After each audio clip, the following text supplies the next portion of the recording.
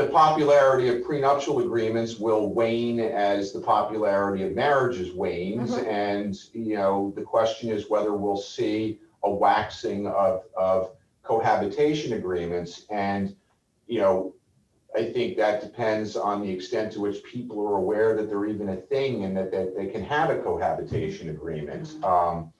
So, you know, cohabitation agreements can be particularly important because you otherwise don't have anything in place which is going to govern what's going to happen to those two people if and when the relationship ends. And, you know, most significantly and importantly, what will happen with respect to where they live. And so, you know, question number one, are you guys renting? If so, are both names on the lease? And if you own the property, are both names on the deed? And if you separate, what are you planning on doing with this house? Because if you're both on the deed and you don't come up with some agreement now, you're going to find yourselves, you know, subject to a partition action that someone's going to file down the road. So, you know, I had a case like that down in Chester County, and I finally just resolved that case where there was a divorce and a partition action. So I filed a divorce, and I listed on my inventory the residence where both parties lived as marital property, and the other lawyer decided to get too cute by half and challenged whether or not the property was marital based on when it had been purchased and whether or not the fact that they got married after it had been purchased prior to marriage converted it to a marital asset or not. And I finally got tired of arguing with him, and I filed a partition action, and then lo and behold, all of a sudden it was marital property because his client didn't want to spend money litigating two different cases. But you can end up in those situations. So cohabitation agreements are important because if you're not married, there's no right to spousal support. There's certainly no right to APL, and there's no right to post-divorce alimony. And I used to always advise people, and I want Connie's going to touch on, because she does our estate work too, when you're not married, what you should do for estate planning. But I used to always tell people, you need to have these ducks in a row. Absolutely. And especially, you know, pre-2014, when people of the same gender couldn't marry, I said, please, please, please get these things hammered out, because you have no legal rights to these things. Right. And now post, you know, 2014, you can marry, but again, do you want to? Are you going to? You know, maybe you're not. And so and again, to the extent now that everyone is allowed to be married, choosing not to get married is not going to avail you of any sympathy on the part of any court if you don't protect yourself. Right. And so estate planning is very, very important. You cannot just simply assume that the person you are with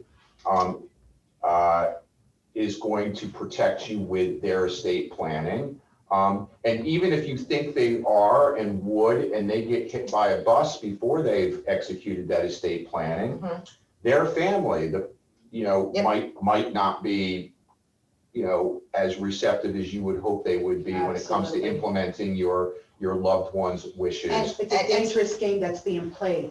And what Alan just talked about is what I want to discuss just really briefly. So you have two parties who are cohabitating in the same residence.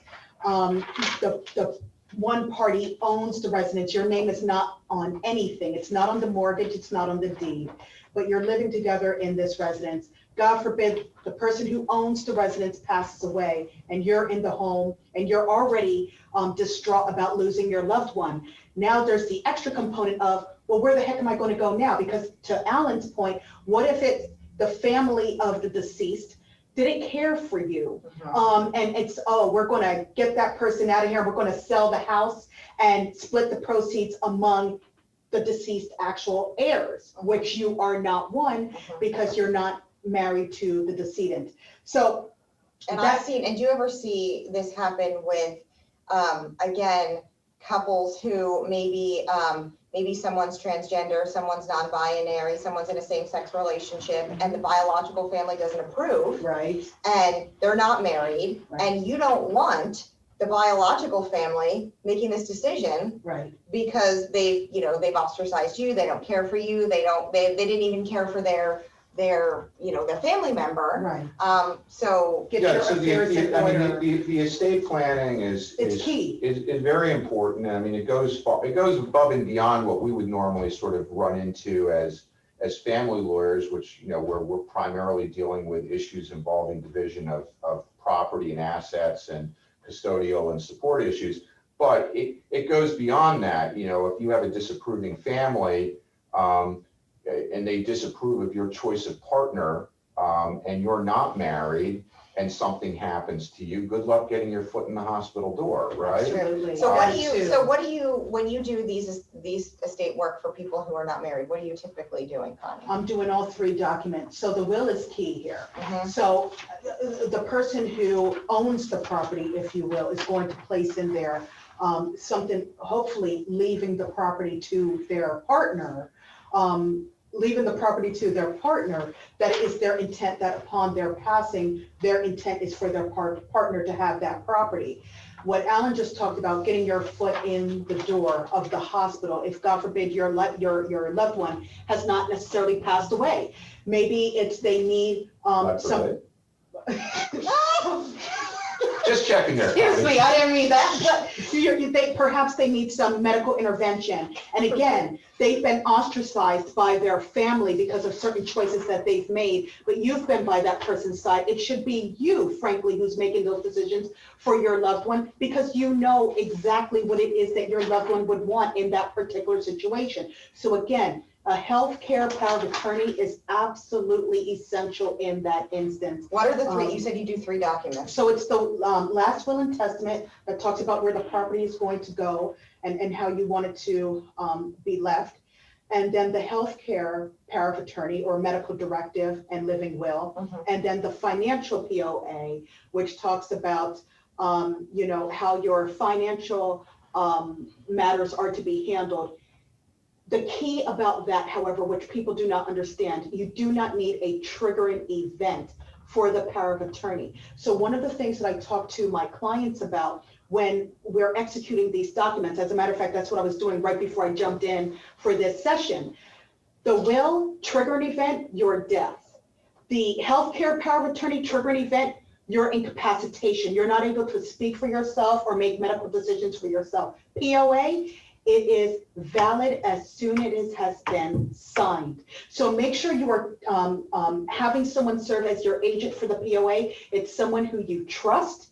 And number 1. Number 2, make sure that person knows where to find that document when the need should arise. But again, no triggering event, effective as soon as it's signed. If you can get a second mortgage on your home, your agent can now do that on your behalf. So again, it's very important to utilize someone who you trust. Now, of course, if they go out and get a second mortgage on your home for their benefit, they can be criminally prosecuted. There's always that, but no one wants to get to that point. Make sure you utilize someone who you trust. And I could talk about estate work all day. Yeah, and do you so- think we'll see more of this as we see more non-traditional families? Absolutely. The other thing that we have to be considerate of is the inheritance tax that comes into play. Mhm. So we talked about the different means that children can come into this world. Traditional means of male, female, getting together, procreating, and bringing a child into the world. We talked about surrogacy. We talked about Well, we didn't yet, but IVF. we will. Oh, we're going to talk about surrogacy. Even though we don't have much You had to time. open your mouth there, Connie, didn't you? Sorry, I thought we sorry. dodged that one. Oh, Thanks. shucks. All right. So anyway, So that's her. spoiler alert. Spoiler But alert. anywho, but yes, so we have IVF, surrogacy, and traditional means of bringing children into the world. Now, if you happen to be someone who a child has come into your life as a result of, we talked about the issues with opioid addiction, and we talked about grandparents, but there are other third parties who could possibly come in and intervene in a situation of where the parents are indisposed, no grandparents are available, but here's this third party who can come in and take care of the child, love the child, and raise the child appropriately, but that child was never adopted. What happens in that instance if, God forbid, something happens to you? In a situation like that, the child, if they are to receive anything from you, first of all, intestacy is not going to come into play because there's no biological connection. But if they are to receive something from you that you may have left them under the will, the tax rate that that person is going to inherit will be very, very high. It's the highest rate. Whereas if the child is actually adopted and takes on the inheritance rights of somebody who has actually been adopted as a biological child, we reduce down that percentage on which that child inherits from you. So those are just some things that I talk to parties about.